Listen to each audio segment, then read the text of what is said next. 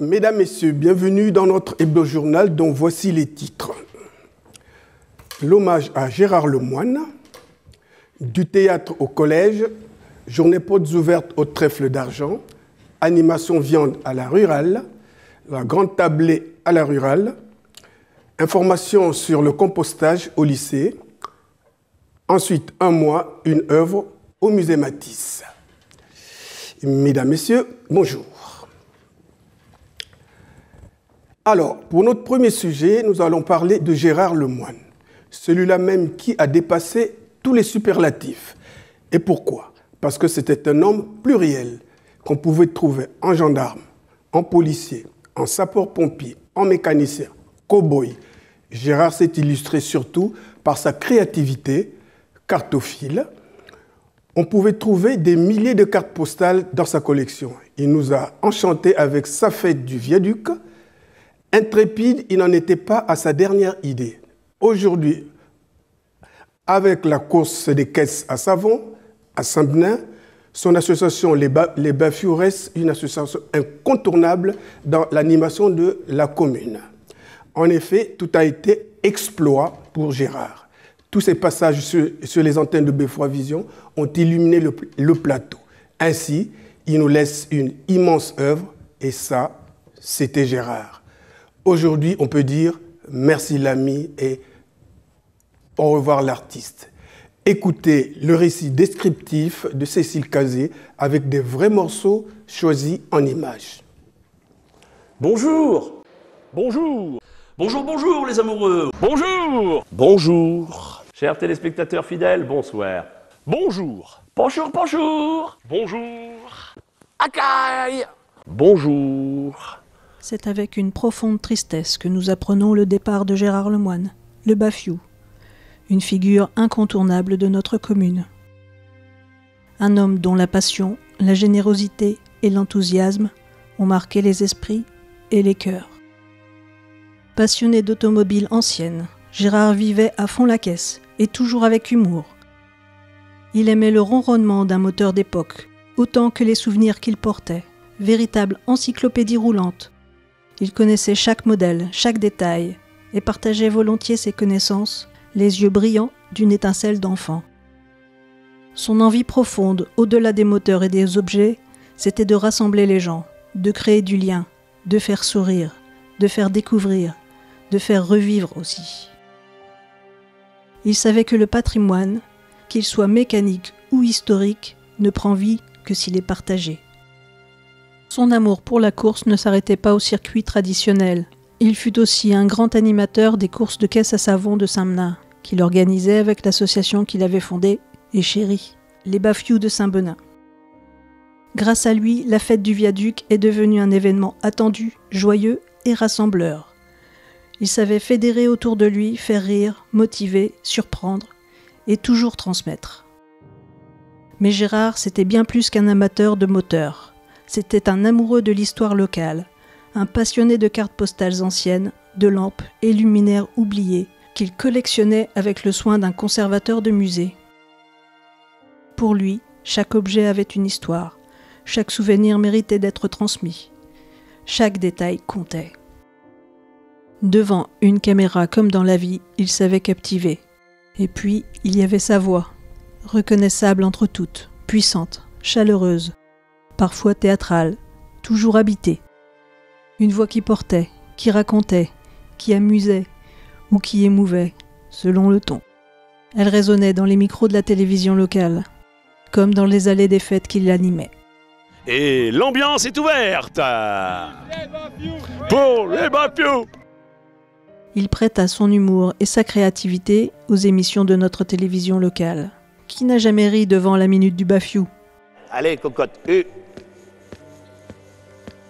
Sur le banc, ou encore les fameuses brèves du comptoir. Alors c'est un fou qui se met de l'insecticide sur les jambes et son copain lui dit « Mais pourquoi fais-tu ça ?» Il lui dit « C'est parce que j'ai des fourmis. » Avec un clin d'œil à Raymond DeVos dans T'en veux, en v'là. Mesdames et messieurs, je fais quelques roulements de tambour parce que je ne peux les faire chez moi. Ça fait trop de bruit, alors je viens les faire ici. Il nous rappelait que la langue française est un terrain de jeu, et lui, en poète de l'amour, savait en faire jaillir à la fois le rire et la beauté des mots. Il avait aussi cette rigueur de l'historien amateur, rigueur qu'il mettait au service de la mémoire de notre ville à travers des émissions telles que Beffroi Passion ou ses magazines sur l'histoire locale, en compagnie de ses amis André Dipre et Pierre Margueret. Grâce à eux, notre patrimoine est resté vivant, transmis, honoré.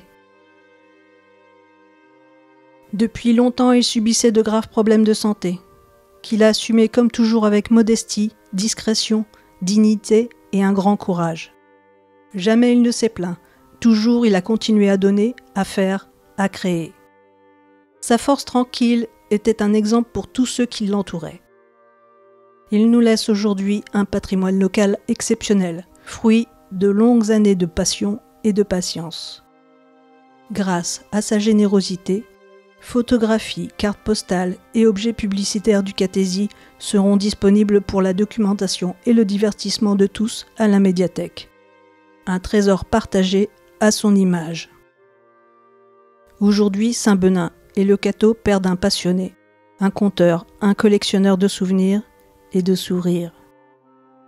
Mais son esprit, lui, continue de vivre dans les rues qu'il a animées, dans le viaduc qu'il a célébré, dans les objets qu'il a préservés, et surtout, dans nos cœurs. Alors, bon vent l'ami, que la route te soit douce, que la CX Palace t'emmène là-haut, sur les plus belles routes célestes, à la rencontre d'autres passionnés. Ici-bas, tu laisses ton empreinte. Inoubliable. Ah, te voilà enfin, Bafiou.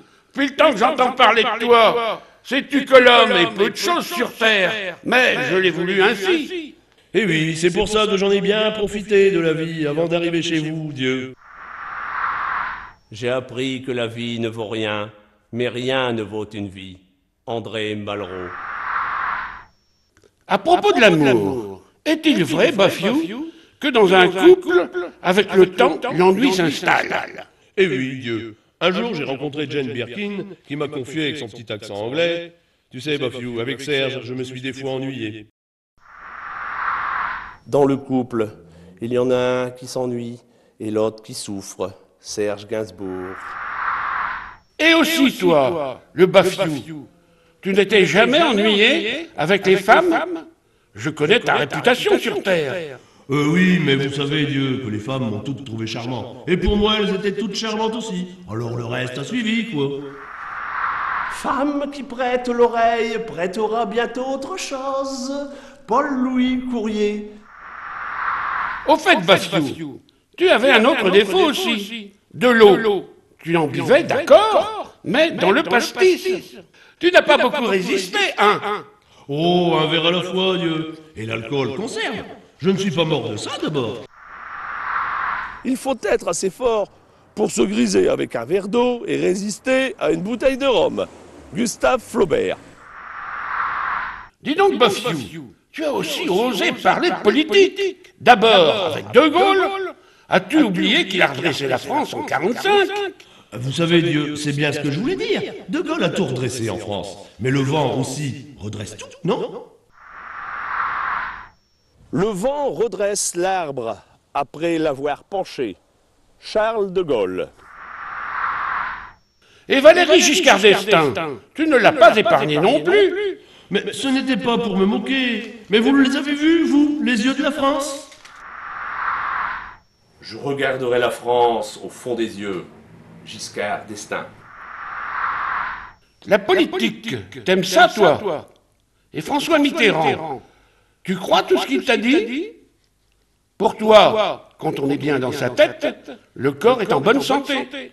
Mais oui, moi, vous savez, Dieu, quand j'ai des soucis, eh bien, le samedi soir, par exemple, je vais danser avec de jolies femmes. Ça me remonte le moral et j'ai plus mal au dos. Être d'accord avec soi-même, je ne connais pas de meilleur bulletin de santé. François Mitterrand. Allons, Bafiou. Tu as aussi repris des paroles de Coluche. Tu veux donc dire que tous les hommes politiques sont des voleurs? Tu exagères, là. Non, ils ne nous volent pas tous, les hommes politiques, et des fois, ils arrêtent même de nous voler. Mais ça ne dure pas longtemps. On voit bien que vous ne payez pas d'impôts au paradis. La différence entre les hommes politiques et les oiseaux, c'est que de temps en temps, les oiseaux s'arrêtent de voler. C'était Coluche. Oh, mais Bafiou! Là, tu dépasses tes bornes. Tu dis avoir vu le diable. Mon pire ennemi. Tu sais qu'il représente le mal, non? Qu'as-tu à répondre de cela? Excusez-moi, Dieu. C'est vrai que je préfère vous voir, vous, et être au paradis plutôt qu'en enfer. Mais vous savez, sur Terre, il y a tant de tentations, et c'est un peu voir le diable aussi. Le diable existe! On le voit partout, comme je vous vois ce soir! Louis Bertrand! Et enfin, même s'il n'a pas le talent de Matisse, l'homme se doit de laisser un bon souvenir après sa mort. Vous savez, Dieu, sans être vaniteux, j'ai laissé des traces, moi, sur cette terre, avec ces 100 minutes-là. Et j'espère que ça leur a plu, là, en bas. Mourir en laissant une œuvre, ce n'est plus mourir autant. Martin Dugard.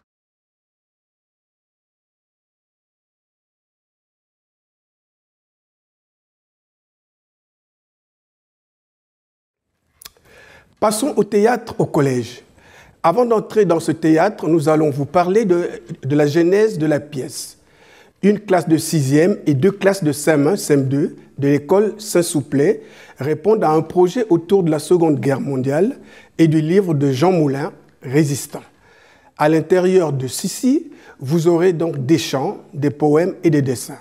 Ce que vous allez voir constitue la restitution. Tout ce qui a été entrepris, professeurs et élèves en parlent. Reportage Claude Delcourt. Alors aujourd'hui avait lieu la restitution du projet qui a été mené toute l'année entre la 6e Athéna du collège Jean Rostand et la classe de CM1, CM2 de l'école Aimé Césaire de Saint-Souplet. Donc ce projet se basait sur la lecture d'un livre, Les lettres de Jean Moulin.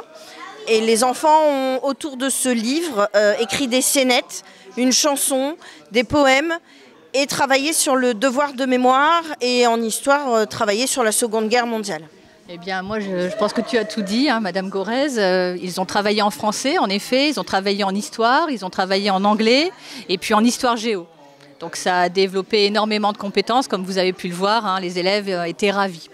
Donc il y a une coopération avec d'autres enseignants du collège? Oui, c'est vraiment un projet interdisciplinaire.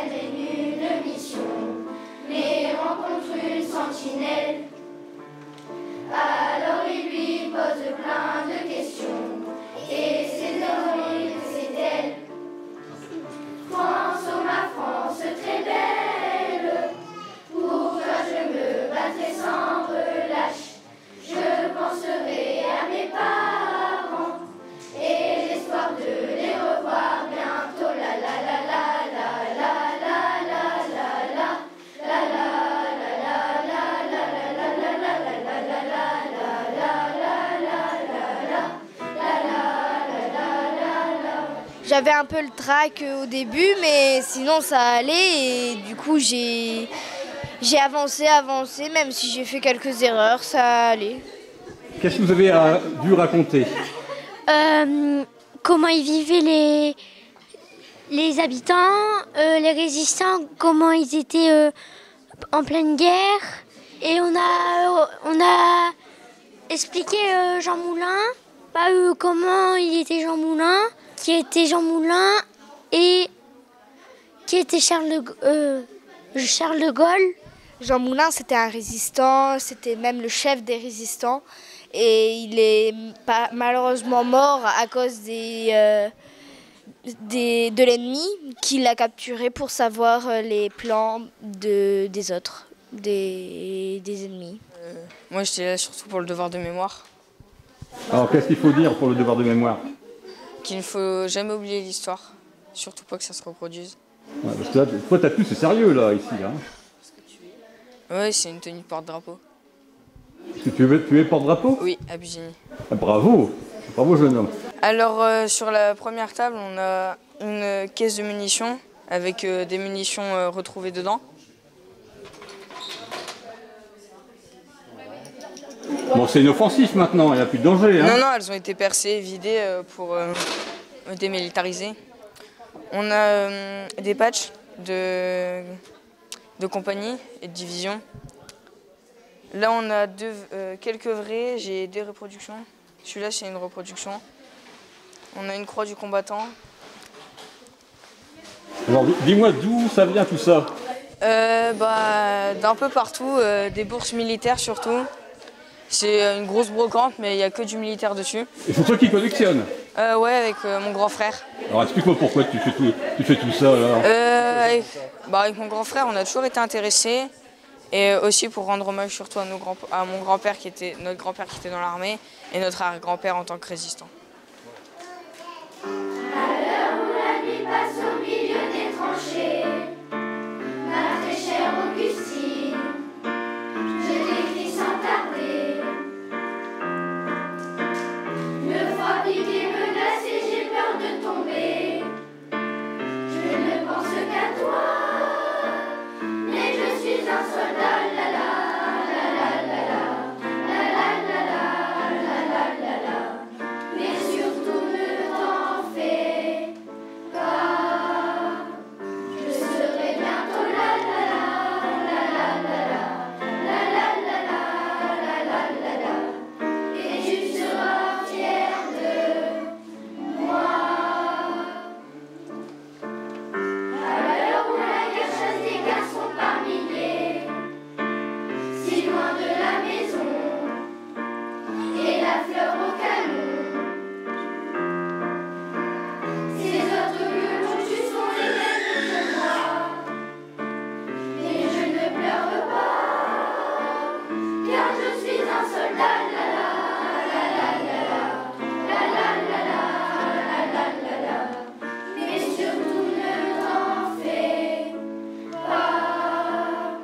Je serai bientôt la la la la la la la la la la la la la. Et tu seras fier de moi. À l'heure où la vente passe dans le fleuve à mes pieds, de la boue qui s'en va, des godasses et des rats.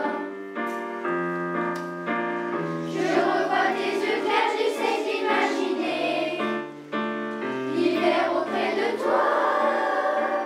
Et je suis un soldat. La la la la la la la la la la la la. Je ne sens plus les bras. Tout tourne autour de moi. La la la la la la la la la la la la la. Mon Dieu, sors-moi de là.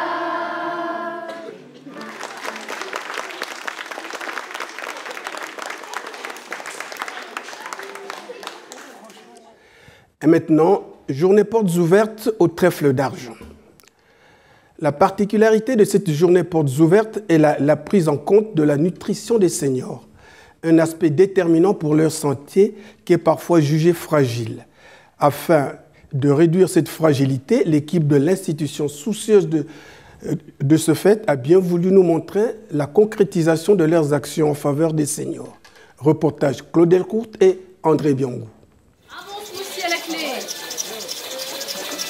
Happy libre. Encore plus de 2 heures et c'est bon.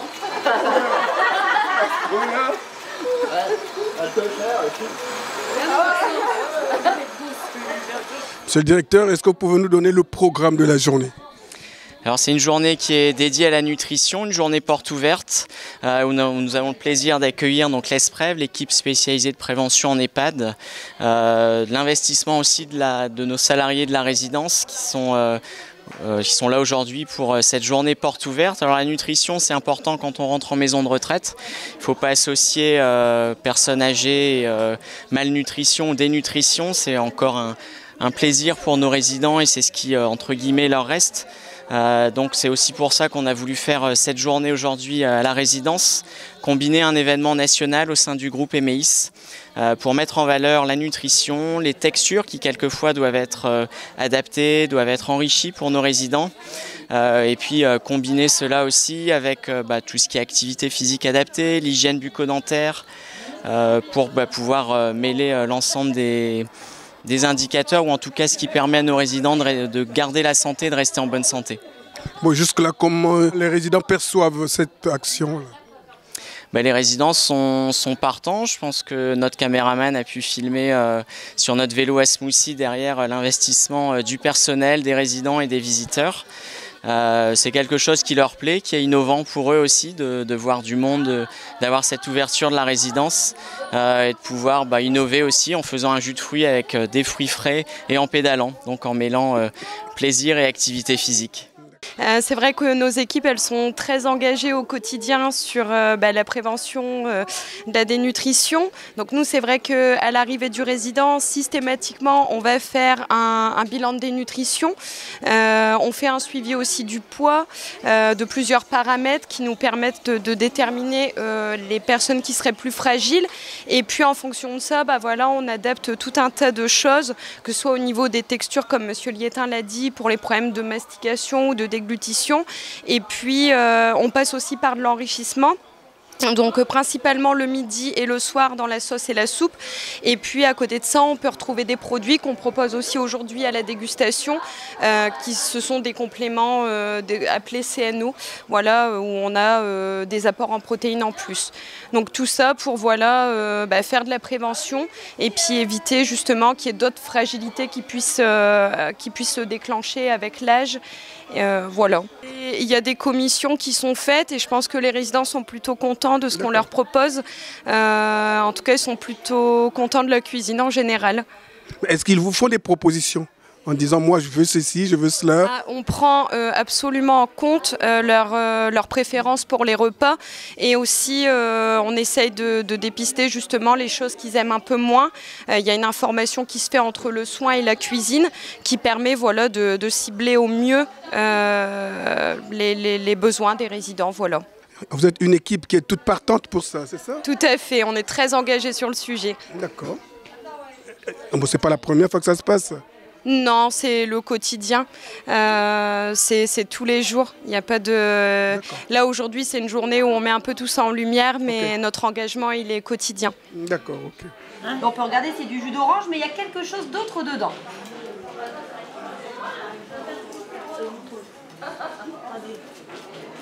On va la changer, elle est tombée par terre. On va en prendre une autre.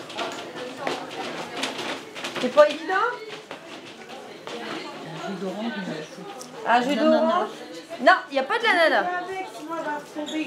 Joël, on essaye? On essaye. Alors c'est du citron. Oui. Oui, tout à fait. Il y a du jus d'orange et il y a du citron en plus. Voilà. Je vous laisse si vous voulez le finir. Oh non. Non. Bon, vous avez une équipe vaillante ici, hein? C'est vrai que c'est un travail pluridisciplinaire, la nutrition, aussi bien moi tout à l'heure sur la première partie de l'entretien que là avec Ophélie, notre IDEC, c'est de voir que tout le monde est engagé sur le sujet parce que bien manger c'est aussi être bien installé, donc c'est le travail de l'ergothérapeute, c'est aussi un travail de sociabilisation, donc c'est que chacun trouve sa place dans la salle de restaurant ou même dans l'unité dans laquelle il est hébergé. Et puis c'est un travail aussi quelquefois psychologique, d'acceptation de la perte d'autonomie, donc avec notre psychologue, l'ensemble des professionnels en tout cas de la résidence sont intégrés dans cette démarche. Notre cuisinier aussi qui anime une commission restauration une fois tous les trimestres pour justement recueillir les goûts et les envies de nos résidents et puis aussi leur faire plaisir quelquefois avec des plats coup de cœur ou des plats qu'ils auraient déterminés au sein de cette commission. pour pouvoir leur offrir, un peu comme quand on est à la maison, cette cuisine faite maison qu'on apprécie avec les senteurs. Quelle est la composition de votre équipe pluridisciplinaire? Alors dans l'équipe pluridisciplinaire, on a une infirmière coordinatrice, une infirmière référente, une équipe de 4 infirmières, ensuite un pool d'aides-soignants, un pool d'auxiliaires de vie pour vraiment les soins au quotidien et l'aide à l'autonomie. Ensuite, on a une psychologue à mi-temps, une ergothérapeute à temps plein, une animatrice aussi qui est présente à temps plein.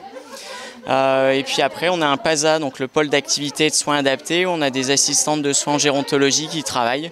Puis après, il ne faut pas oublier aussi tout ce qui est annexe, j'ai envie de dire, à la prise en charge du résident, avec une hôtesse d'accueil, un agent de maintenance, une équipe en cuisine.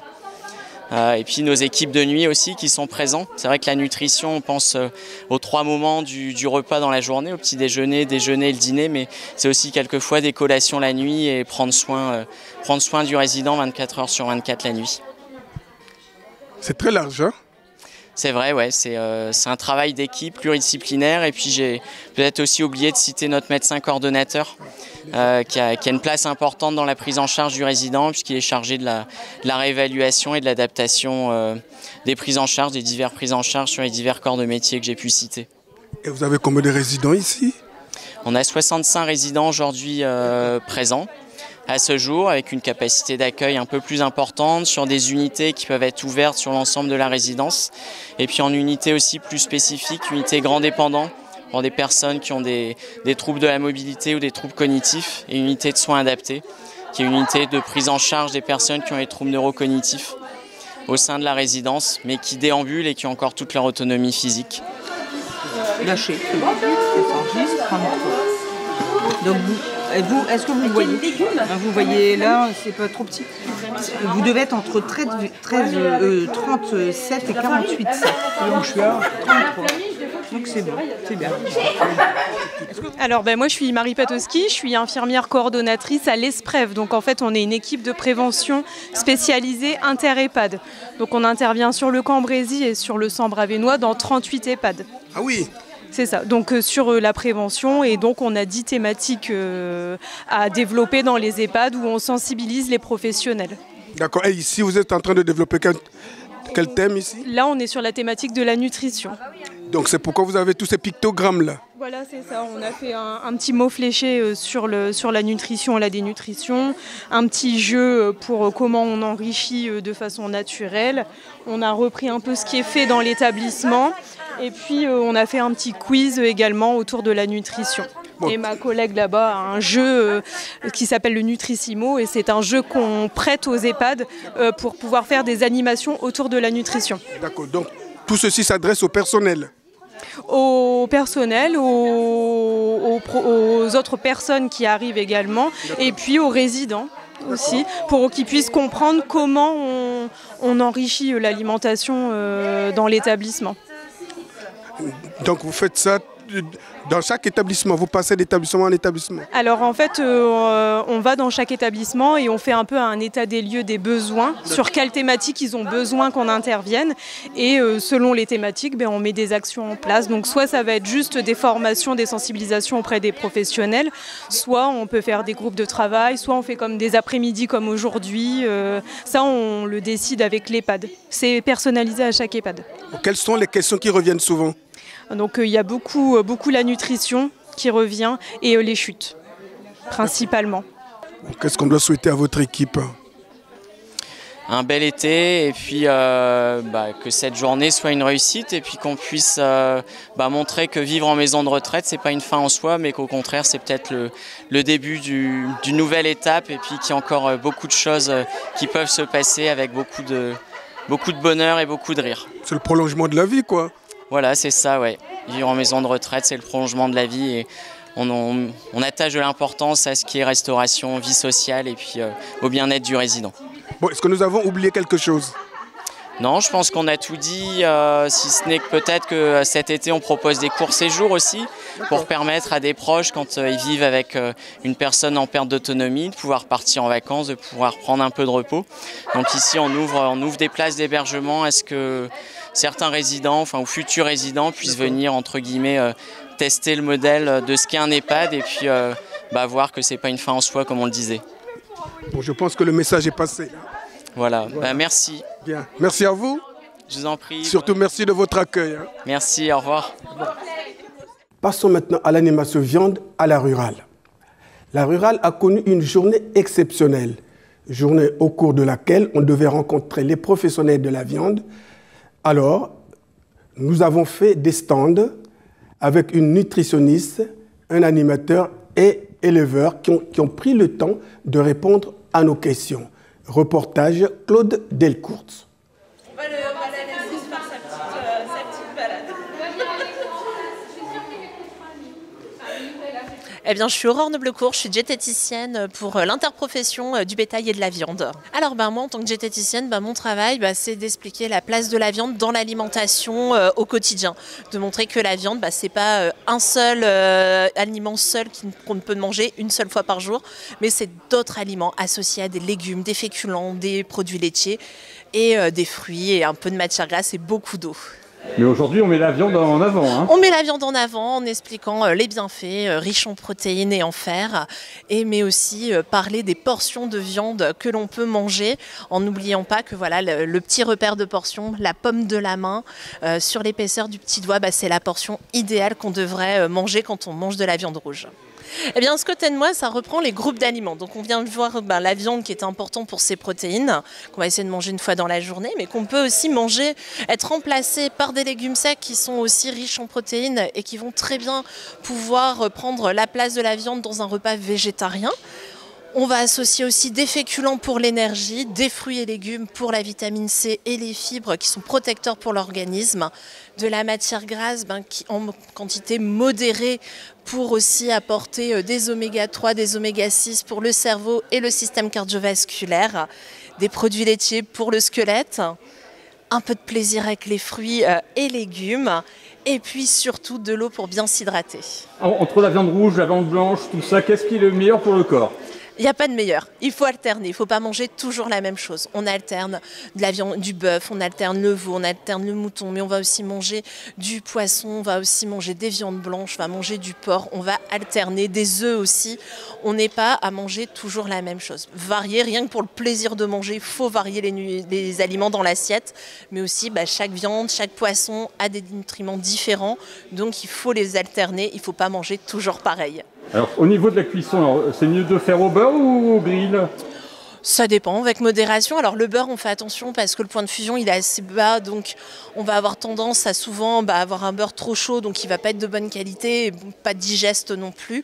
Donc on peut le faire au grill, certains morceaux s'y prêtent très bien, mais il y a des morceaux qui ne se prêtent pas du tout à la cuisson au grill. Donc on va les cuisiner, on va les faire mijoter, et c'est aussi une façon de se régaler avec la viande, parce que c'est aussi s'apercevoir qu'il y a des morceaux différents, des cuissons différentes, et on peut tous y trouver notre compte et notre plaisir. Alors, je m'appelle Hervé, je suis animateur pour Interbev, qui est l'interprofession de tous les métiers, de l'éleveur jusqu'au boucher qui nous propose de manger un bon morceau de viande. Et donc, on met en valeur ce travail d'éleveur, ce travail de préparateur de bêtes pendant plusieurs années, non seulement pour faire du lait, parfois avec les femelles qui ont eu des petits, mais aussi pour faire, in fine, quelques jolis plats de viande au bout de plusieurs années d'élevage. Alors là, nous avons effectivement le parcours de l'équilibre, puisque nous travaillons également avec Aurore, notre diététicienne de concert dans les écoles, pour présenter aux enfants l'intérêt d'avoir des prairies, parce que ça absorbe du carbone, c'est très bon pour notre atmosphère, l'intérêt d'avoir une biodiversité en bon état, avec des abeilles, avec des papillons, des oiseaux, des haies, qui accueillent beaucoup de biodiversité et donc qui enrichissent notre terre et notre environnement. Et puis nous avons également quelques pictogrammes avec une fourchette et un couteau pour apprendre aux enfants comment manger équilibré. Alors, on explique évidemment qu'un éleveur, c'est 7 jours sur 7 dans sa ferme pour s'occuper des animaux sans exception. L'animal ne sait pas si c'est le jour de Noël, un dimanche ou un mardi. Donc il a besoin tous les jours d'être nourri, d'être abreuvé. On fait très attention à sa santé et à son bien-être tous les jours de l'année. Je l'explique aux enfants pour les rassurer que si d'aventure un éleveur veut partir quelques jours, effectivement sur la côte d'Opale ou sur les plages du Nord, il le peut, mais il devra se faire remplacer auprès des animaux par d'autres fermiers qui connaissent le travail et qui le feront à sa place. on met surtout en valeur notre territoire.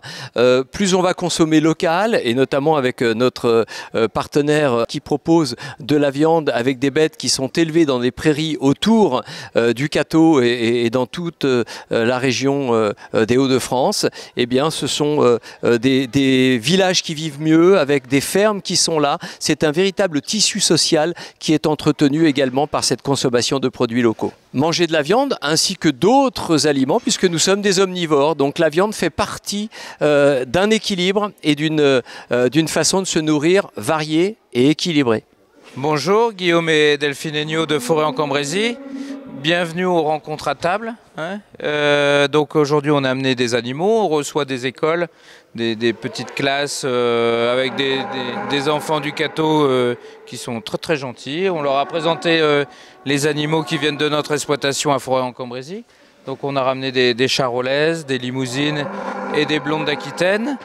On a présenté un petit peu ce que les animaux, comment ils vivaient, leur façon de vivre, ce qu'ils mangeaient. Donc on a ramené ici quelques petits aliments là, qu'ils consomment, qui viennent principalement de notre exploitation là, à Forêt-en-Cambrésis, entre autres le colza, la luzerne, le maïs, le lin, l'orge.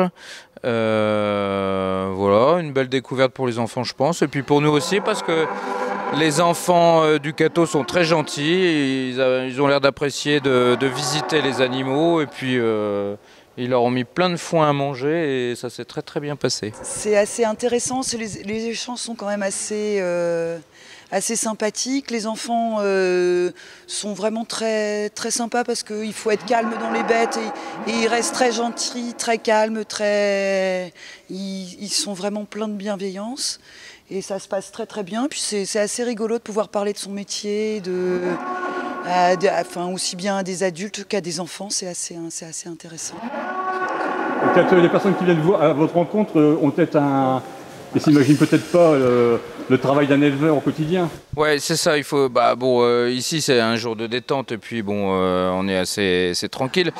Mais les journées au quotidien, c'est vrai qu'elles sont assez chargées pour les éleveurs.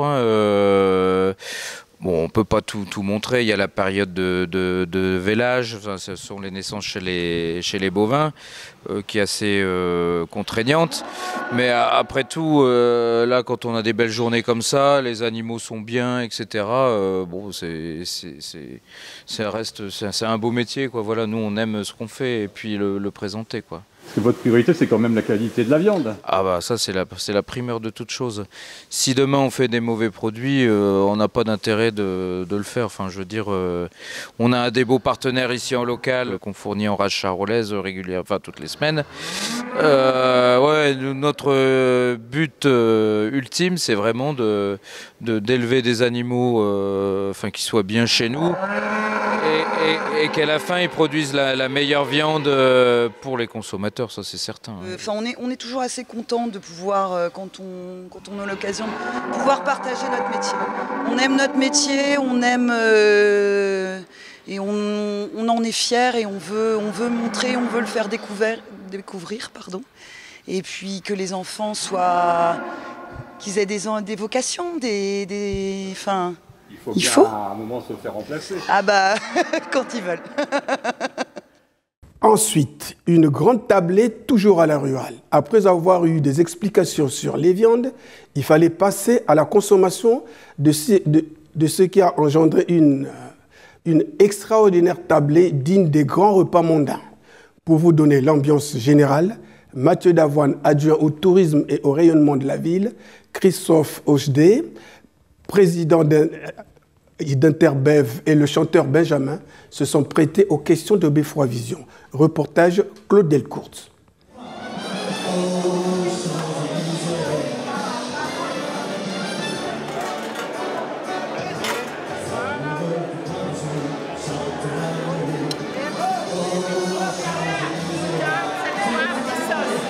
Cartésiennes, Cartésiens, bonsoir et bienvenue à la Rurale pour notre premier événement organisé autour du thème de la viande.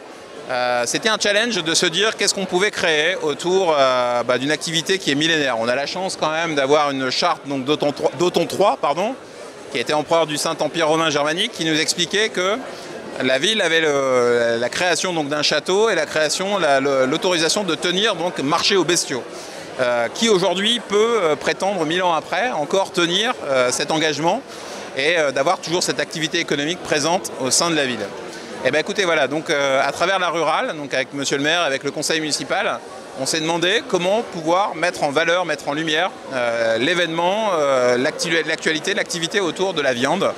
Et est venu simplement un jeu de rencontres qui a été fait donc, pour le concours de bêtes du mois de décembre, donc le concours de bêtes de Noël, et où on s'est dit, voilà, on va créer quelque chose, on va démarrer quelque chose dans cette rurale, on va apporter la possibilité au public cathésien de pouvoir venir justement goûter de la viande qui a été simplement vendue, échangée sur le site du marché aux bestiaux. Et donc voilà, aujourd'hui on est là, vendredi 13 juin. On démarre une activité autour, voilà, justement le fait de goûter un faux filet, tout simple, avec un traiteur local. On essaie de faire le plus local possible, justement par rapport à l'idée. Et voilà, de passer tous ensemble un bon moment, une belle animation musicale qui va être proposée. Et de simplement, à travers le thème aussi, donc avec Interbev, les rencontres à table, voilà, simplement de recréer du lien. On ne se rend pas compte des dégâts que le Covid a pu créer, je pense, dans la perte de relations humaines. Aujourd'hui, on combat ça intelligemment. On essaye d'apporter simplement du lien humain et de faire en sorte que les gens puissent se rencontrer, se parler, passer des bons moments ensemble. Et je pense que c'est un beau succès, une belle réussite. On va être à peu près à 200 personnes aujourd'hui pour une première édition. On part d'une feuille blanche. Voilà, c'est ce qui me fait plaisir aujourd'hui et c'est la réussite qu'on peut avoir par rapport aux activités qu'on a pu créer dans cette rurale. Et c'est de se dire voilà, qu'on a encore plein de choses sous le coude au Cateau. On a notre propre identité, on a nos idées propres. On ne cherche pas à copier les événements qu'on peut rencontrer à l'extérieur. À travers cette identité forte, on essaye simplement de prouver notre fierté de cathésien. C'est important et c'est le sens premier en fait, de cette rurale. C'est d'expliquer notre mode de vie et la qualité de notre mode de vie. Je suis le président d'Interbev Hauts-de-France qui regroupe un peu toutes les familles professionnelles qui gravitent autour de la viande. En tout cas, merci à M. Davoine de nous avoir accueillis ici au Cateau pour ces rencontres à table. Donc nous allons passer une journée où ce matin nous avons accueilli les classes justement pour parler de toute la filière viande bovine, où nous avons fait découvrir un peu la diversité des métiers de cette filière, en partant de la production jusqu'à la distribution, en mettant en lumière également les metteurs en marché, à travers également le marché aux bestiaux, puisque c'est bien les négociants en bestiaux ainsi que les coopératives qui sont présents sur ce marché en bestiaux pour exécuter les transactions entre la production et la distribution en fin de chaîne. Et puis, ce soir, ce sera les rencontres à table où nous pourrons déguster un bon morceau de viande. Un bon morceau de viande souvent décrié. La viande, c'est un plat qui est décrié et pourtant, je dirais que c'est un plat où chacun peut se retrouver, où chacun peut y trouver de la bonne humeur, de la rencontre, de la convivialité. En gros, la viande, c'est le centre de tout. Il est bien, il est bon pour tout. Il est bon pour la santé, parce que ne pas en manger, ça peut vous créer des problèmes. Ça ne veut pas dire qu'il faut en manger trop. Moi, je dis toujours que mangez-en selon vos besoins. Mais surtout, n'arrêtez pas d'en manger. C'est bon pour l'environnement, parce que notre modèle de production, basé sur l'herbe, fait que cette herbe est captrice de gaz à effet de serre, capteur de carbone, et surtout la prairie est aussi un élément essentiel pour lutter contre les inondations et favoriser l'amélioration de la qualité de l'eau. Donc vraiment, la viande, à travers sa production, a plein d'atouts. Donc surtout, n'arrêtez pas de manger de la viande, venez la goûter, et prenez du plaisir, parce que l'important, c'est ça. On dirait si le temps dure longtemps et la vie sûrement plus d'1 million d'années.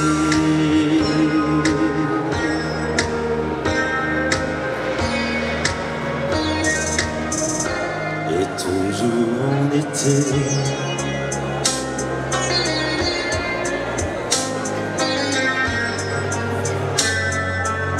a d'abord réfléchi en fait à un corollaire, c'est voilà, avoir des notions vertueuses, présenter quelque chose qui est extrêmement positif, qui incarne notre territoire. Et puis je me suis dit, voilà, il faut trouver quelqu'un qui soit en rapport avec l'essence de la fête, ce qu'on va pouvoir donner, la qualité de l'animation, la qualité de la présentation, et puis voilà, quelque chose qui soit en rapport. Et donc c'est pour ça que Benjamin est un élément hyper important de ce soir, parce que je compte sur lui justement pour nous créer voilà, ce rapport à l'animation. Et puis je vais le laisser parler maintenant, tout simplement. Merci, M. Davoine. Alors, je suis déjà très heureux d'être accueilli par M. Davoine au sein de Le Cateau. Donc, si j'ai bien compris, le marché aux bestiaux, donc on va se retrouver autour d'un événement qui s'appelle les rencontres à table. Et un marché aux bestiaux, si je comprends bien, qui est millénaire. Donc c'est quand même, je pense, sur l'Hexagone, c'est encore quelque chose d'assez exceptionnel. Donc je pense qu'effectivement, ce sont des choses qu'il faut garder. Et ce genre d'événement, je pense, peut faire prendre conscience aux gens de la valeur, de la richesse qu'on peut avoir aussi avec tous les acteurs, les agriculteurs qui travaillent au quotidien pour nous. Donc effectivement, vous avez souligné effectivement le côté de la fête. Alors, je ne suis pas forcément éloquent dans les beaux discours. Mon discours, ça va être effectivement de conserver avec l'animation de la soirée, avec un autre micro effectivement, pour justement emmener les gens à passer un bon moment. Les rencontres à table, c'est ça aussi. C'est le côté convivial de la viande, de ce qui se passe autour. Et je pense que la musique en fait partie, ça nourrit, ça fédère un peu les gens autour de tout ça. Et donc ce soir, effectivement, oui. Je dirais que ça fédère les gens, d'autant plus chez nous dans le Nord-Pas-de-Calais. Voilà. Parce que le sens de la fête, c'est inné. On a des racines qui sont très très fortes à ce niveau-là. Donc ce soir, moi je suis Benjamin et je vais être accompagné par deux personnes qui m'accompagnent ce soir, qui seront Bettina et Sam, en tant qu'artiste chanteur également. Donc on est là pour les accompagner sur le côté apéritif et après sur le côté un peu plus festif, si le cœur les en dit, bien sûr. Donc pour ça, merci de nous avoir accueillis, Monsieur Davoine. C'est toujours un plaisir de vous recevoir au Cateau.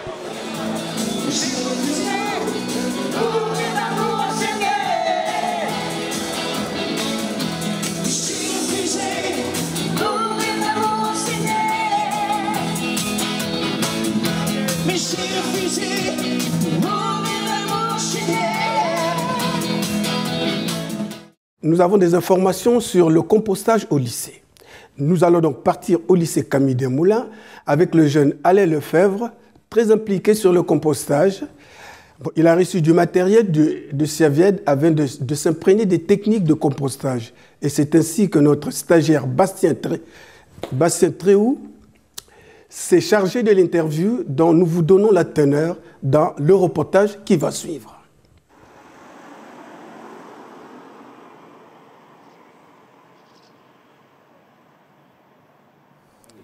Alors, nous sommes ici, chers téléspectateurs de Beffroi Vision, avec Alain qui va se présenter et qui va présenter son projet.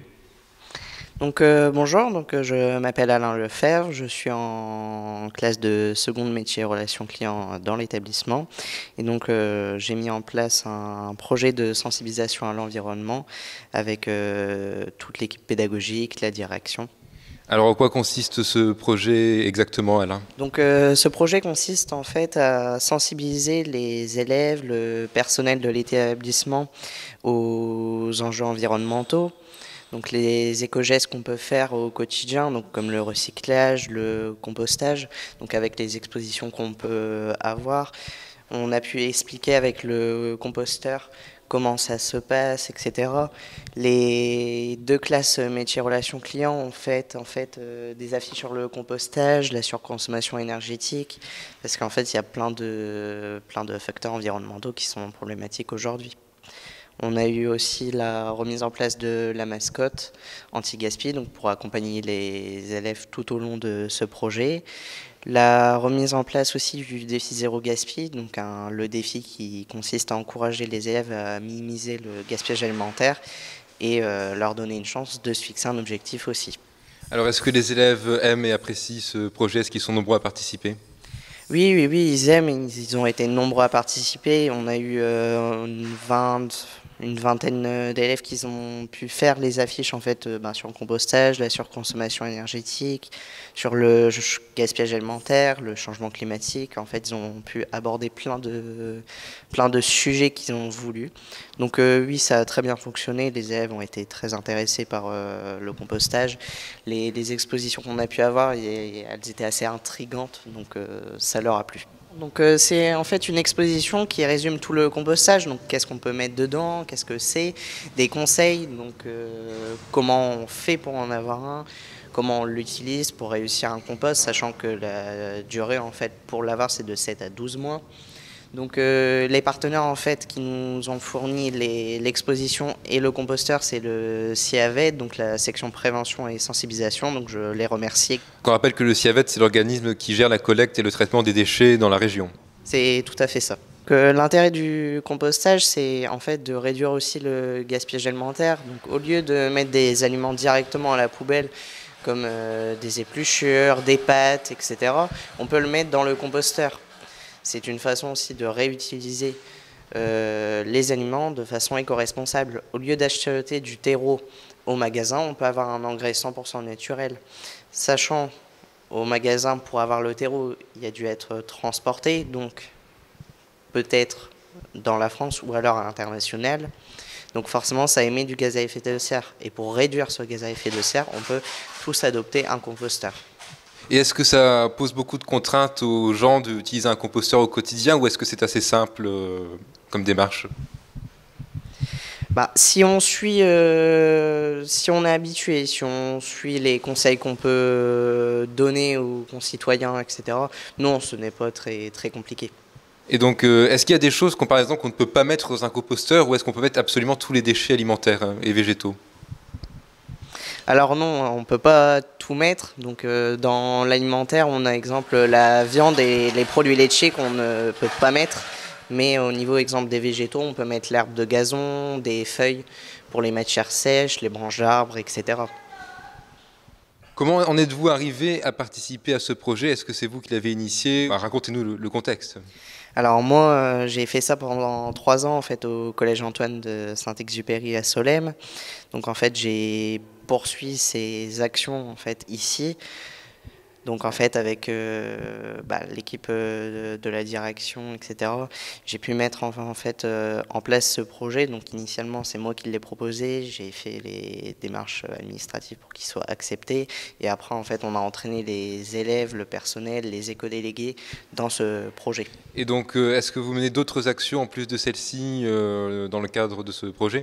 Dans ce projet, en fait, il y a le défi zéro gaspille, donc aussi la lutte contre le gaspillage alimentaire, parce que l'environnement, c'est la surconsommation énergétique. Quand on laisse une lumière allumée pour rien, on émet du gaz à effet de serre. Le changement climatique dû au CO2, donc les transports en commun qu'on peut adopter. Donc voilà.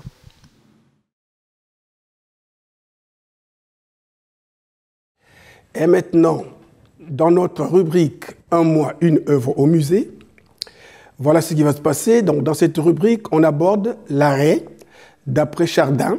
Pour cette fois, François Capelier est allé à la rencontre de Véronique Marquand, qui est le guide du musée. Reportage.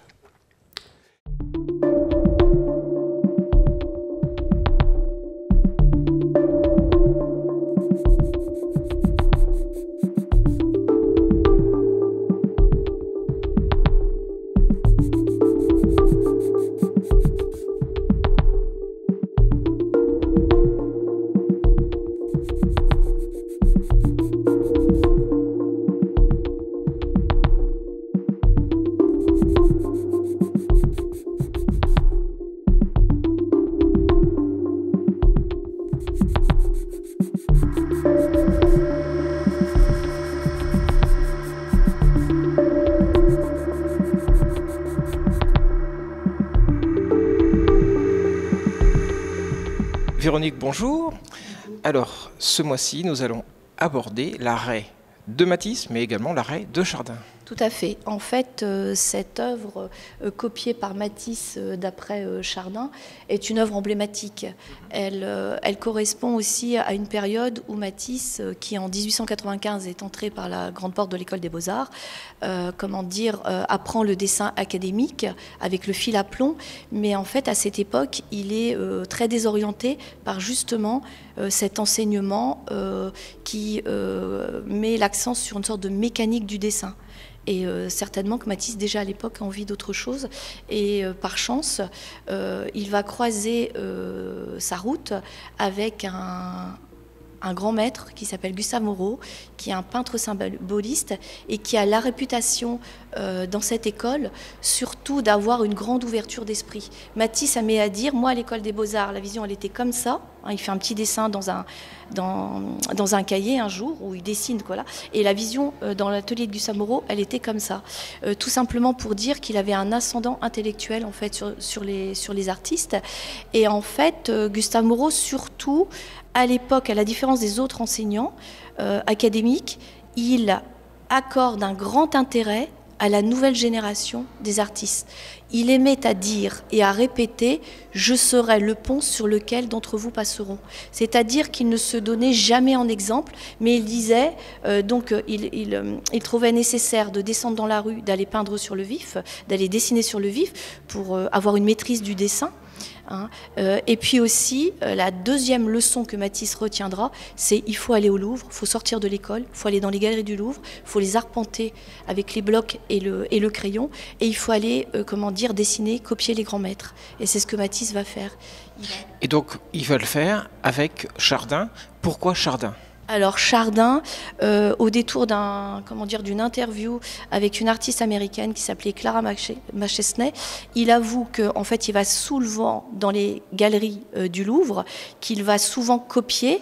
Il dira lui-même, moi ma peinture, elle vient du Louvre. Hein, je suis partie du Louvre pour arriver jusqu'à là où on sait. Et en fait, il dit, moi ce que j'aime, c'est l'œuvre de Chardin. J'y vais pour étudier sa technique.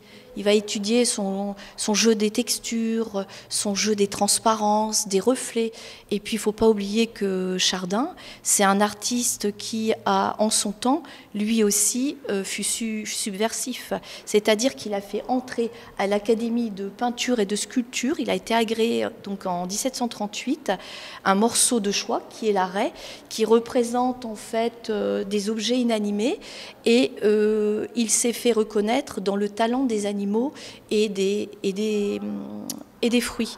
En fait, alors il ne faut pas oublier que jusqu'à Chardin, les grands genres de la peinture à l'époque, c'est le portrait du roi de France et les scènes de bataille. C'est ce qu'on appelle la peinture historique. Hein, c'est la peinture de la cour aussi. Et puis là, pour la première fois, Chardin s'inquiète de la quotidienneté des objets du quotidien. Il va en fait, c'est ce qui va intéresser Matisse dans cette composition, il va placer à droite des objets inanimés, hein, une série un couteau, une carafe, un poêlon ou une bassine en cuivre, elle est presque disparue dans cette version. Et puis de l'autre côté, en fait, en regard, vous avez ce chat, vous avez ces huîtres, cette carpe, on a aussi des poireaux ou des oignons, on a le monde végétal et animal. Et au centre, on a en fait cette forme qui est presque géométrique, en fait, qui est une raie, qui est éventrée, sanguinolente, hein, et qui domine la composition. Et justement, cette composition pyramidale, qui est très forte, qui est installée sur une base, qui va intéresser Matisse. Et Matisse va en faire une composition très écrite, très construite, parce que ce qu'il aime ce sens de l'organisation de la composition. Et puis chez Chardin, on a les éléments qui dialoguent entre eux. On va passer du chat à la raie, à la nappe.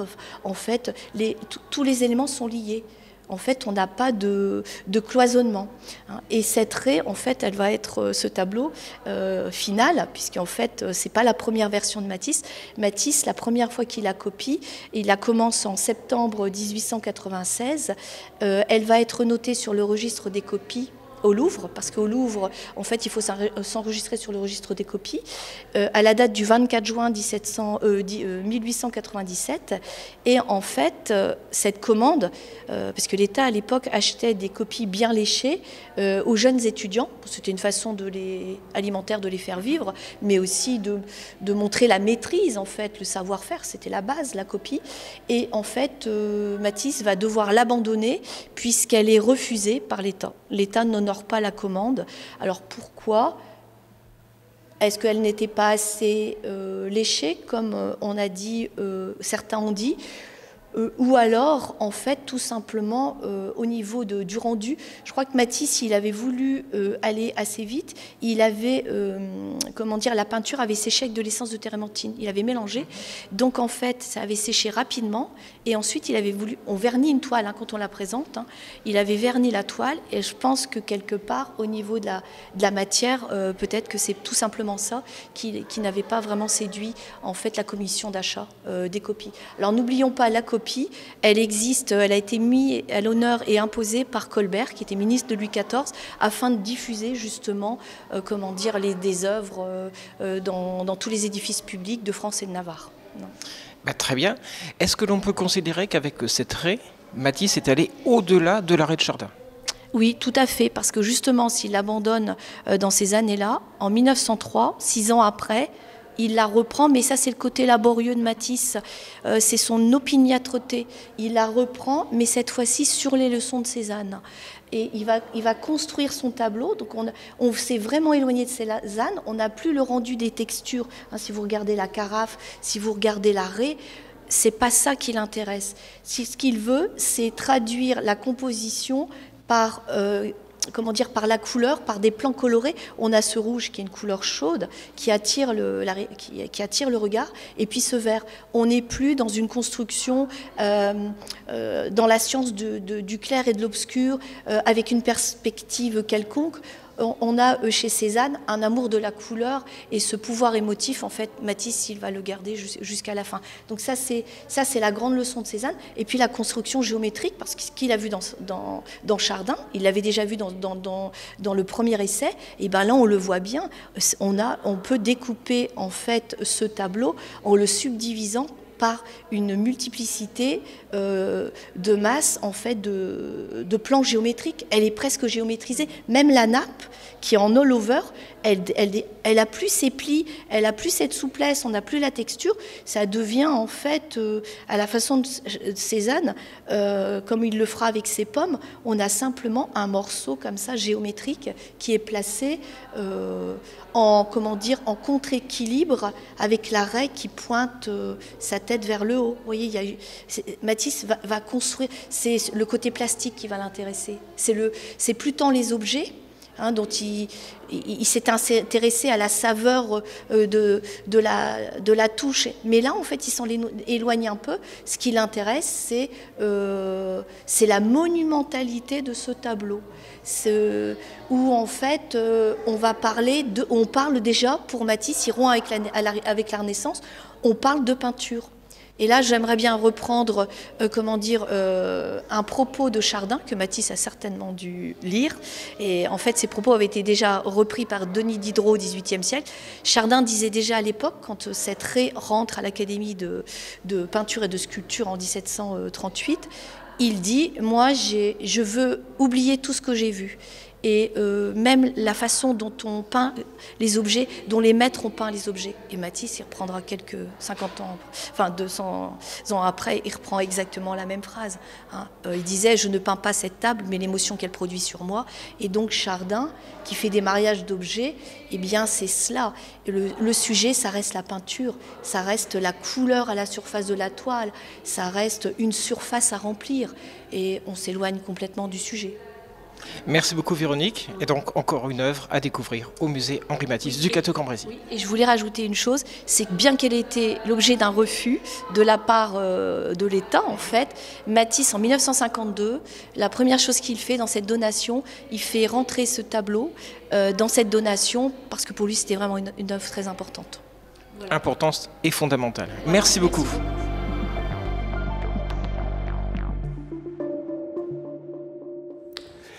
Mesdames, Messieurs, ainsi s'achève notre hebdo-journal. Merci de l'avoir suivi. Nous vous remercions surtout de votre fidélité. Et pour ceux qui ont raté cette diffusion, nous vous donnons rendez-vous dans nos multiples rediffusions. Sinon, rendez-vous dans les réseaux sociaux comme Dailymotion, Instagram, YouTube. N'oubliez pas de taper Beffroi Vision officielle. Merci à vous et bonne semaine.